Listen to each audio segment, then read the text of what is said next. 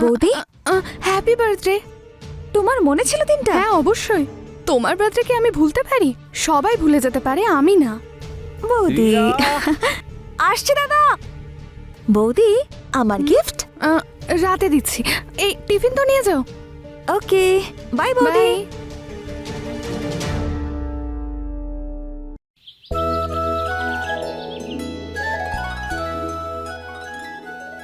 আরে বৌমা, এটা কি করছো কি তুমি? ও কিন্তু এই সব খায় না। না মা, এটা অনেক হেলদি, এর অনেক বেনিফিটস। তোমাদের শাশুড়ি বউয়ের কথাবার্তা শেষ হয়ে গিয়ে থাকলে এবার আমাকে টিফিনটা দাও, দেরি হয়ে যাচ্ছে তো। কি আর বলবো, বৌমার তো মনে হয় আমি তোকে এমন খাবার খাওয়াই না যাতে তুই পুষ্টি পাবি। নীলম, তুমি যে আমাকে এই টিফিনে এসব দাও না, আমার একদম পছন্দ হয় না, এসব না দিলেই ভালো। মা দেখো না, রিয়া কোথায় গেল? আমাদের দেরি হয়ে যাচ্ছে তো। আমি দেখছি। শোনো না, আজকে ওটা নিয়ে আসবে, অনেক দিন হয়ে গেছে। কি নিয়ে আসবো আমাকে বলো। আরে ওটা আরে ওটা কি, ভালো করে বলো না। কন্ডম। কি নীলম, তুমি এসব কি কথা বলছো? কি হলো? না মা, ও একটা কিছু আনতে বলছিল। কি আনবি? বৌমা আমাকে বলো, আমি নিয়ে আসবো। না মা, তুমি ছাড়ো না। আচ্ছা ঠিক আছে। গুড মর্নিং দাদা, আমি এসে গেছি। রিয়া, তোমাকে কতবার বলেছি গুড মর্নিং নয় নমস্কার বলা অভ্যেস করো। দাদা এখন লেট হচ্ছে না বুঝি? চলো।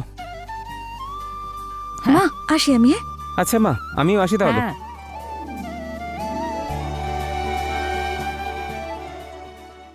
তুমি এটা কবে বুঝবে? বিয়ে হয়েছে 3 বছর হয়ে গেল, কিন্তু শেষ তুমি আমাকে কবে ছুঁয়েছিলে আমার মনেও পড়ে না। আর তার মধ্যে এই শাশুড়ি মা এটা খাওয়াবে না, ওটা খাওয়াবে না। কি করব আমি, কোথায় যাব কিচ্ছু বুঝতে পারছি না। বৌদি আরে, তোমার স্থান তো আমার মনে।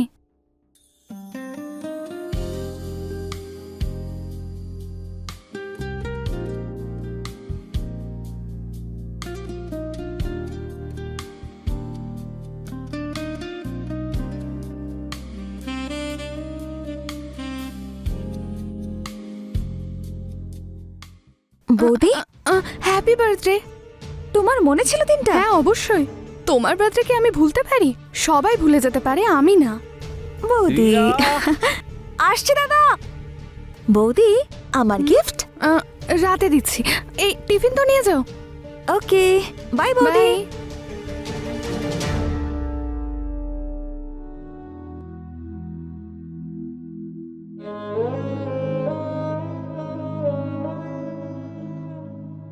তুই কে? এটা কি সেই চেহারা? কিন্তু কখনো মনে হয় এর মধ্যে আর প্রাণ নেই।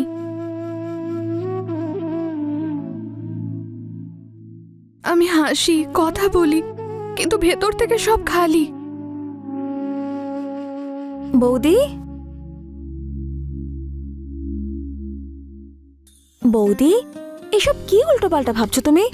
যখন আমি তোমার সঙ্গে আছি তুমি নিজেকে একা বলছো কি করে? আমি তোমার পাশে সব সময় থাকবো, তোমার থেকে দূরে কখনোই যাব না।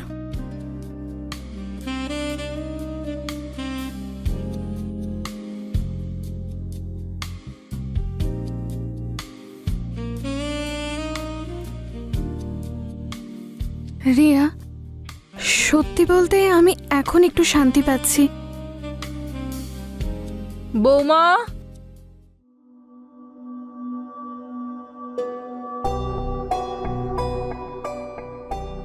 আসছি আসছি মা।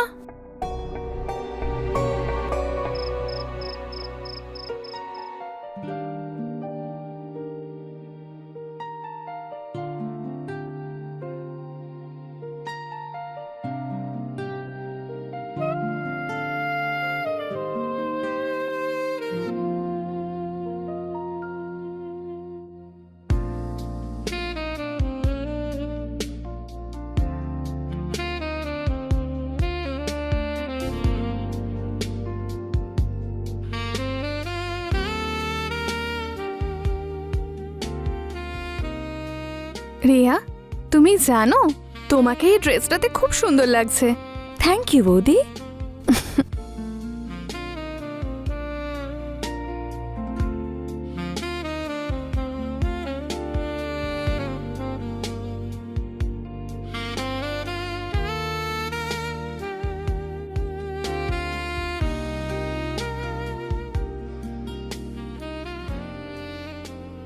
Happy birthday dear Riya.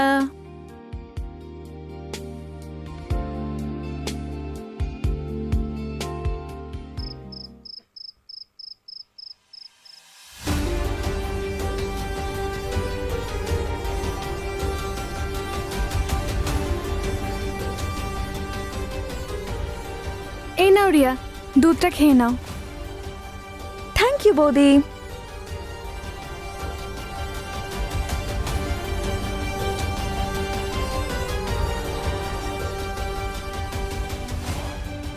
এই নাও, এটা তোমার জন্য।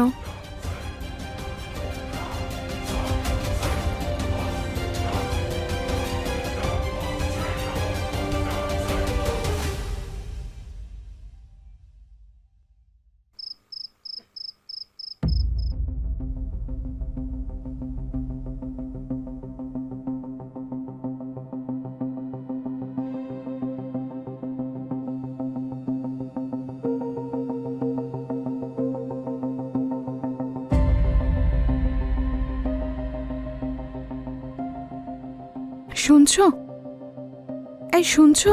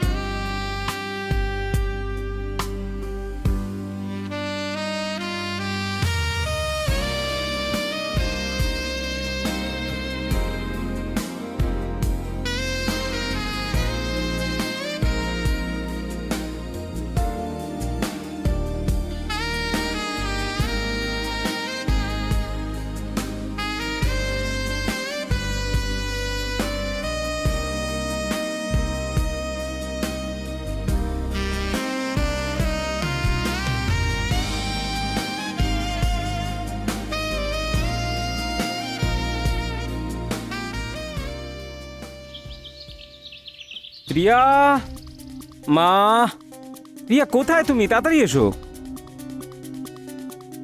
এই নাও। রিয়া কোথায়? ঘুমাচ্ছে হয়তো। ঘুমোচ্ছে এতক্ষণ? হ্যাঁ, ক্লান্ত হয়ে গেছে হয়তো, আজকে মনে হয় যাবে না। আর মা?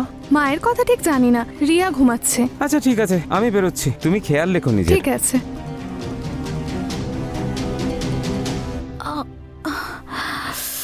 আরে রিয়া, তুমি এখানে কি করছো?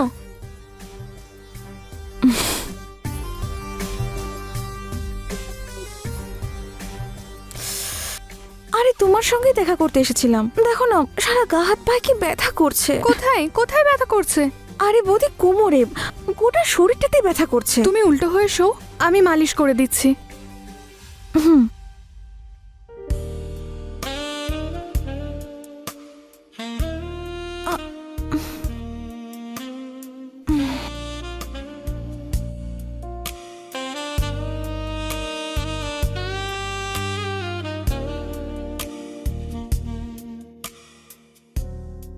বৌদি খুব ব্যথা করছে। কোথায় ব্যথা হচ্ছে? এখানে এখানে? ঠিক আছে, আমি মালিশ করে দিচ্ছি, তুমি ভালো করে গরম জলে স্নান করো।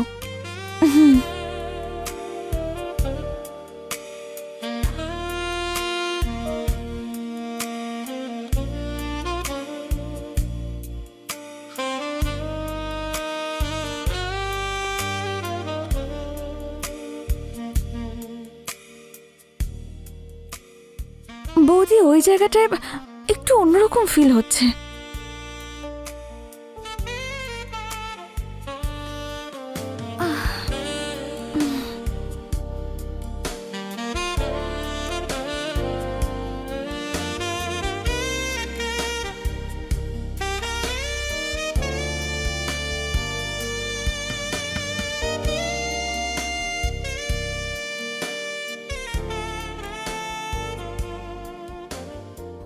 রিয়া, এবার তুমি একটু ঘুমানোর চেষ্টা করো। আরে রিয়া, এ তো ঘুমিয়ে পড়েছে।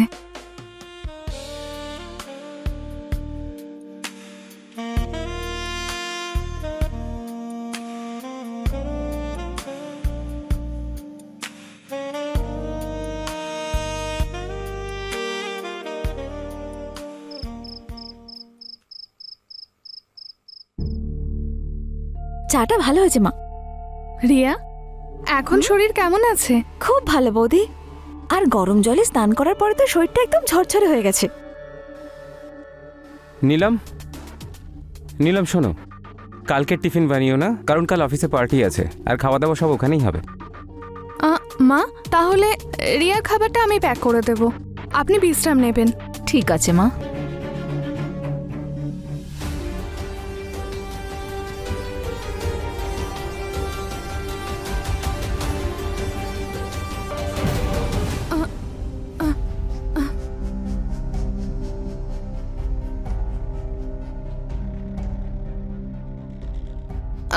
মা, কিছু লাগবে আপনার? হ্যাঁ বৌমা, জল নিতে এসেছি। দাঁড়ান দিচ্ছি। না না, ছেড়ে দাও, আমি নিয়ে নেব। ঠিক আছে। আর এই আরেকটা গ্লাস কার জন্য? রিয়ার জন্য? হ্যাঁ, রিয়ার জন্য।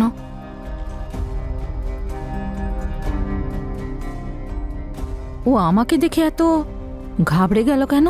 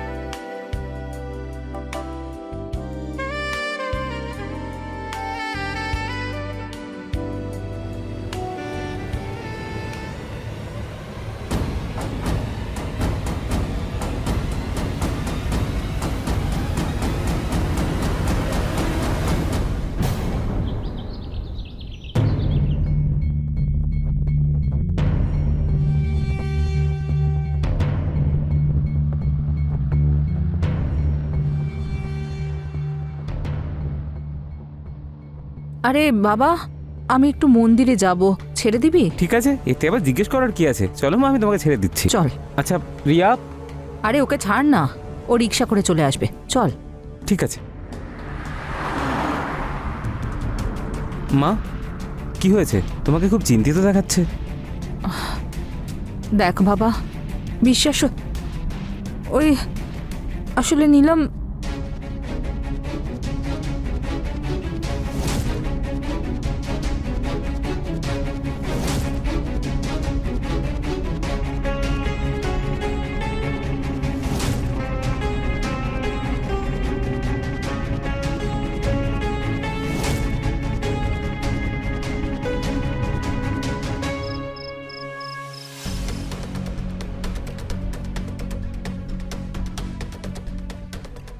আরে তুমি এসে গেছো, চলো খাবার দিয়ে দিই, তুমি ফ্রেশ হয়ে নাও। আমি অফিসেই খেয়ে এসেছি। চলুন মা, খাবার খেয়ে নি। রিয়া যা গিয়ে হেল্প কর। না না মা, থাক, আমি করে নেব।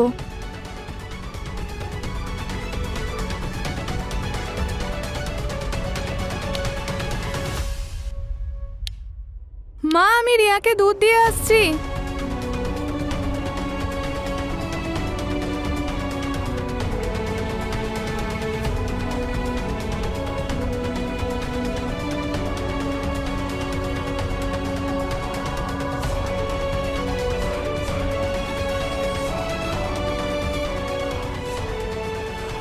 কি গো শুনছো? মনে হচ্ছে আজকে বেশি ক্লান্ত।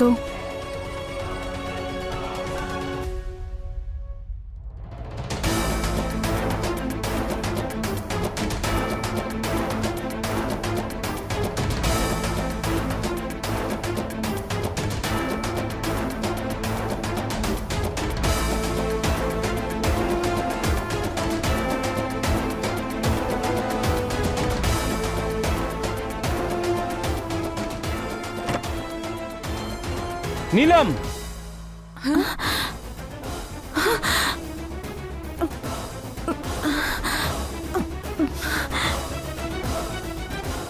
রিয়া, রিয়া, রিয়া শোন মা। রিয়া, না না মা, না না না।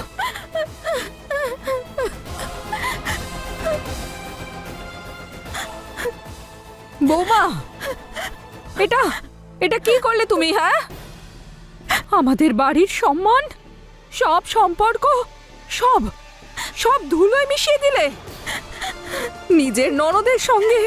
ছি, আমার তো ভাবলেও গা ঘিন ঘিন করছে। বৌদি, আমি তোমাকে আমার মায়ের মতোই মনে করেছি, আর তুমি তুমি কি না আমার সঙ্গে। নীলম, তুমি আমার বিশ্বাস ভেঙেছো। আমাদের স্বামী স্ত্রীর পবিত্র সম্পর্ককে তুমি লাঞ্ছিত করেছো, কলঙ্কিত করেছো। তুমি কেন করেছো নীলম, কেন? আরে ও কি বলবে? আগের জন্মে হয়তো কিছু পাপ করেছিলাম আমি, তাই এমন চরিত্রহীন বৌমা পেয়েছি। কি বললেন আপনি? চরিত্রহীন? আমি মানছি আমার ভুল হয়েছে, ভুল না, অনেক বড় অন্যায় করে ফেলেছি। কিন্তু যতটা আমি দোষী তার থেকে বেশি আপনার ছেলে। মা, আপনি তো জানেন আমাদের বিয়ে 3 বছর হয়ে গেছে। এই 3 বছরেও ও আমাকে শেষ কবে ছুঁয়েছে জিজ্ঞাসা করুন। কি গো, আমার কি কোনো অধিকার নেই? পেটের যেরকম খিদে হয় শরীরেরও সেরকমই খিদে হয়। এটা মনে হয় তুমি জানো না। নীলম, চুপ কর, ওকে বলতে দে। বিয়ে তোমার কাছে এটা তো শুধুমাত্র একটা পদবি। আমি রাতে কাঁদতাম, ছটফট করতাম, তুমি আমাকে কোনোদিন সেই সুখ দাওনি যেটা একটা স্ত্রীর অধিকার। এটা কি আমার অধিকার নয়? আর তারপর আমি ভুল রাস্তায় পা দিলাম। আমি রিয়ার প্রতি দুর্বল হয়ে গেলাম। যখন আমি রিয়াকে দেখতাম আর ওকে ছুতাম, তখন আমার ভালো লাগতো। আমার ভেতরের লালসা জেগে উঠেছিল। আমি ওকে চাইতে শুরু করি। এতে রিয়ার কোনো রকম কোনো দোষ নেই, সব দোষ আমার আর তোমারও। আমি মানছি তোমার এই পাপ কাজের আমিও ভাগীদার। হ্যাঁ নীলম, আমি কখনোই তোমাকে সেটা দিতে পারিনি যেটা তোমার অধিকার ছিল। তোমার চাহিদা আমি কোনোদিনই বুঝিনি। আমি অবশ্যই দোষী। আজ আজ তোমার ব্যথা আমাকে আয়নার সামনে দাঁড় করিয়ে দিয়েছে যে স্বামী হয়েও আমি স্বামীর কর্তব্য পালন করতে পারিনি। যদি সম্ভব হয় নীলম, আমাকে ক্ষমা করে দিও। দেখ বাবা, নীলম যদি পাপ করে থাকে তাহলে তুইও তার সমান ভাগীদার। তুই তোর বউকে একাকিত্বের আগুনে ঠেলে ফেলে দিলি। যদি নীলম নিজের অধিকারটা পেত, ওর সব ইচ্ছে পূরণ হতো, তাহলে আমার বৌমা এত নিচে নামতো না।